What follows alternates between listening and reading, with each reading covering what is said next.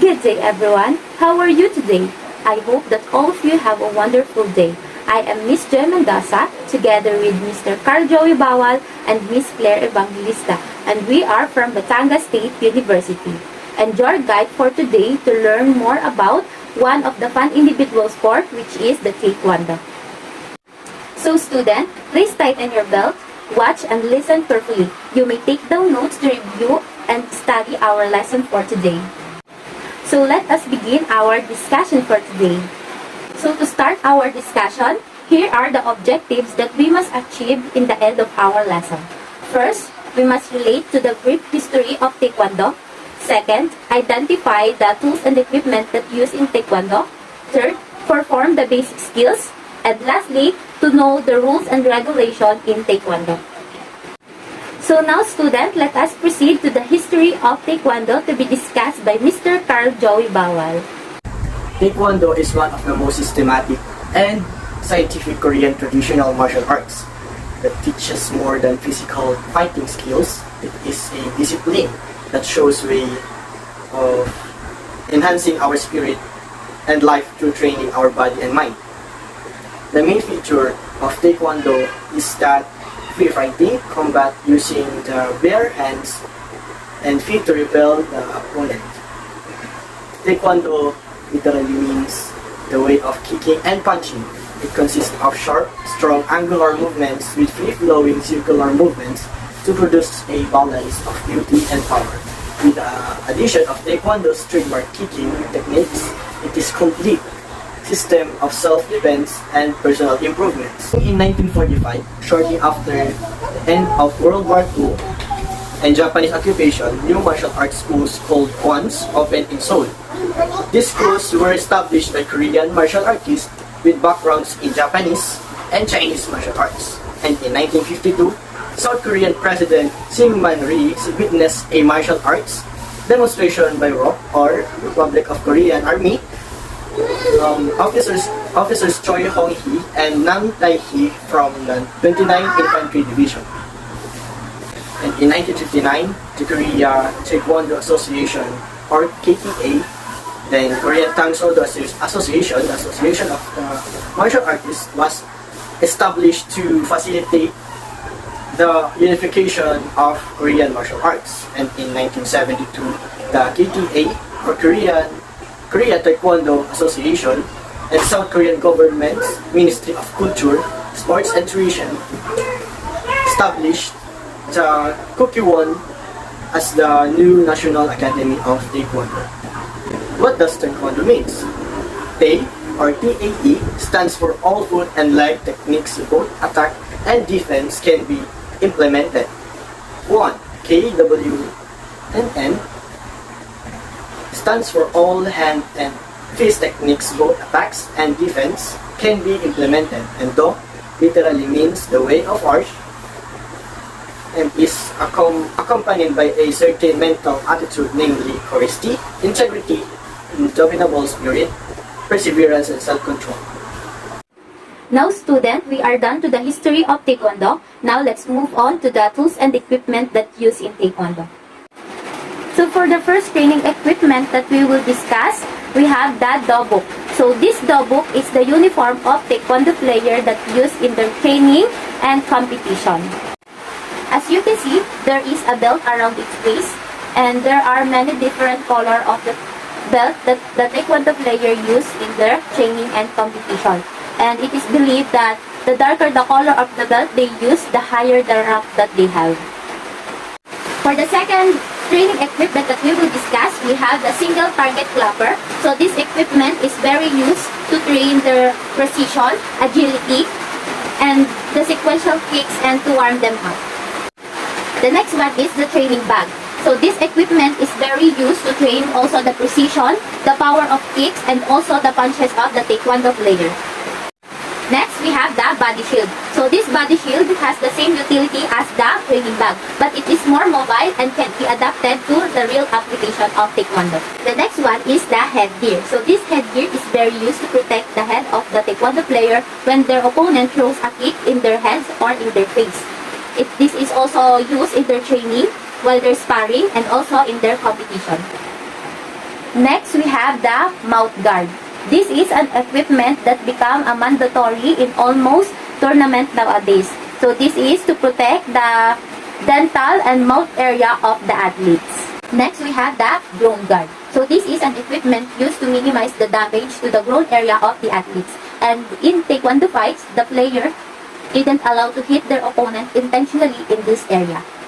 Next, we have the forearm guard. So this is an equipment used to the forearm region to minimize the damage that done to this area from blocking kicks. Next, we have the hand gloves. So this is designed to protect the hands of the athletes during sparring session, and it is much thicker and made of foam. Next is the chin guard. So this is used to minimize the damage to this area from the constant kicks with the legs. And the last one is the body armor. So this is an equipment used to minimize the damage to the thorax region and also to determine the score between the athletes. So students, we are done in identifying the tools and equipment of Taekwondo. Now we were going to demonstrate and perform its basic skills.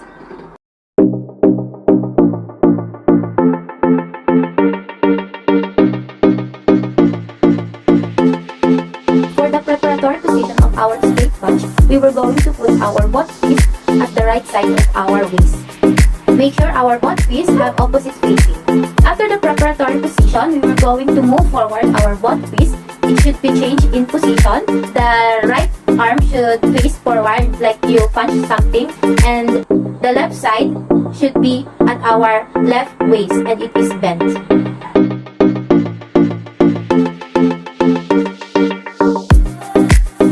Next is the front kick. Remember student that we have 3 steps in doing the front kick. First, we need to knees up. Second, kick out. And third is recover. For the preparatory position of our front kick, we will do a fighting position. While we are in a fighting position, we were going to make our knees up for the first step. Second, kick out for the second step. Third, bring it back for the third step. And put it backward or forward. It's your choice for our recovery.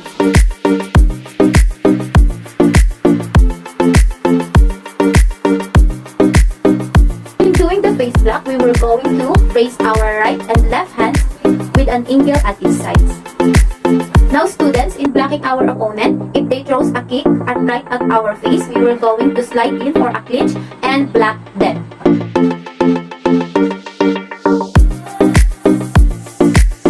Ngayon, tuturuan ko kayo paano ang proper paggawa ng side kick.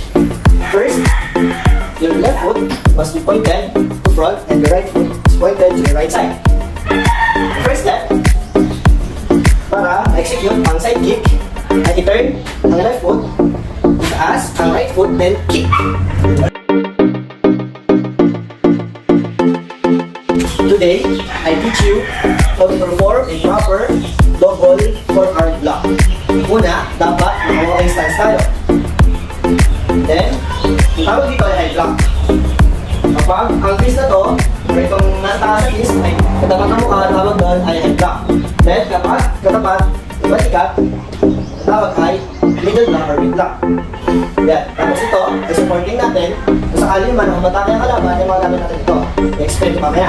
Kapag itong fist na to ay nakasupport, behind, elbow, tapos ganyan.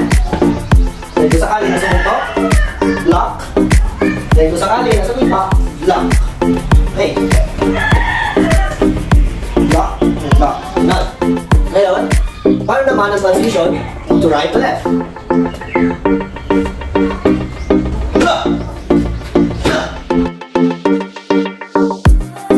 Today, I show you how to do a proper inside block. Una, dapat naka-fighting stance.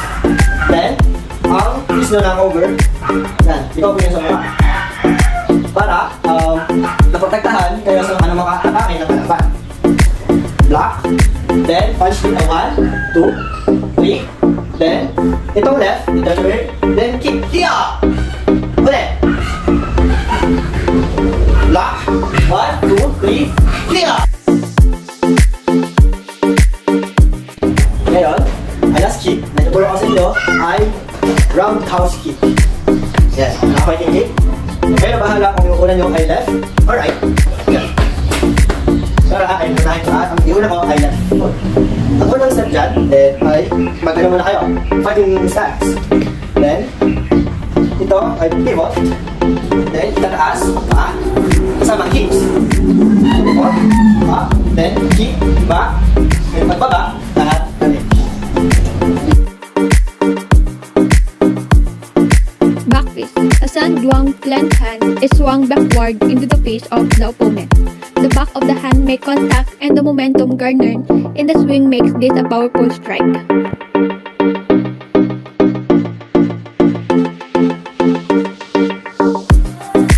A knife hand strike is executed by striking with the muscle at the side of the hand located between the base of the small finger and the wrist.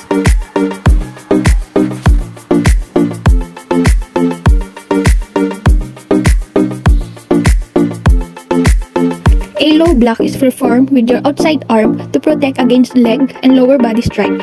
When the opponent throws a strike like a kick, you bring the outside arm down to block it away. It is a snapping motion downward from shoulder height ending with the palm facing the ground. And now, student, for us to know the rules and regulation in Taekwondo, it will be discussed by Miss Claire Evangelista. And now let's talk about the rules and the regulation.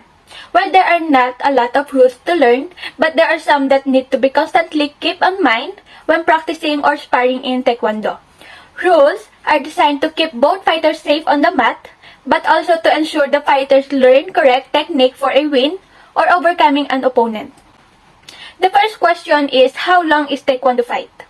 Taekwondo matches are contested over 3 by 2-minute rounds with a rest of 1 minute between rounds. Each fighter attempts to knock out their opponent or score points by landing blows on their opponent's torso or heads. So kicks are allowed to both to the torso and head, whilst punches are only allowed to the body. And now, these are the Taekwondo rules that you must be familiarized. So first, fair opponent fighting. When fighters are sparring or fighting in a match, they must be paired fairly. This means that fighters of the same gender and weight class must be paired in both match and sparring scenario. The second one is match round must be timed. You have probably noticed that rounds are quite quick in a Taekwondo match. So as said a while ago, matches and contests consist of 3 by 2 minutes per round with a rest period of just 1 minute between each round. The next one or the third rule is the objective of the fight. Practitioner must always have the objective of their martial art in mind, whether they are practicing, sparring, or fighting in a match. The main objective of a Taekwondo fighter is to knock out the opponent or land as many blows and kick as possible on the opponent in a given amount of time. Next is kicks and blows are only allowed in certain areas.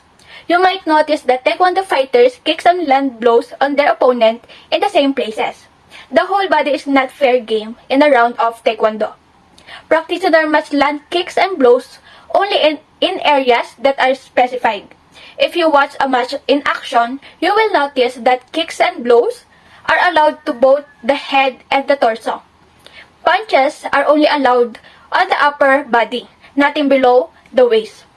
If a fighter kicks and land blows in area that not allowed, they will be penalized. In scoring of a valid point or point is determined primarily using the electronic scoring system installed in the head or trunk protectors known as the protector and scoring system or the PSS.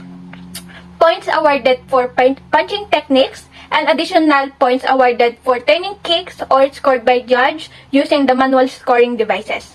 The valid points are 1 point for a valid punch to the trunk protector, 2 points for a valid kick to the trunk protector, 4 points for a valid turning kick to the trunk protector, 3 points for a valid kick to the head, 5 points for a valid turning kick to the head, and 1 point awarded for every penalty given against the opponent. The fifth one is win must be correctly declared. How do you know who has won at a round of Taekwondo? It is actually quite simple to determine a winner of a match. The fighter who knocks out the opponent will be declared the winner in most instances. But this is not always the case. If there is no knockout, there is an alternative way to determine the winner by tallying the score. In this scenario, a fighter can win by earning the most points. And that's all for our topic for today. I hope that you learn more from our lesson. Thank you and God bless you.